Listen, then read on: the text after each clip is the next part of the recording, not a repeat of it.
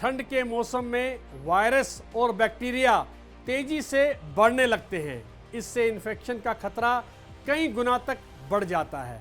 ऐसे में सर्दी खांसी होना बहुत आम बात है, लेकिन अगर आप नमक के पानी से गरारा करते हो तो गले से बैक्टीरिया रिमूव हो जाएगा।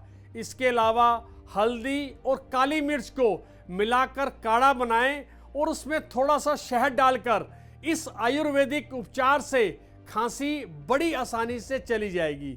वैसे एंटीऑक्सीडेंट से भरपूर मुलेठी और अदरक दोनों ही गले में खराश और कफ को कम करने के लिए लंबे समय से इस्तेमाल में लाए जाते रहे हैं।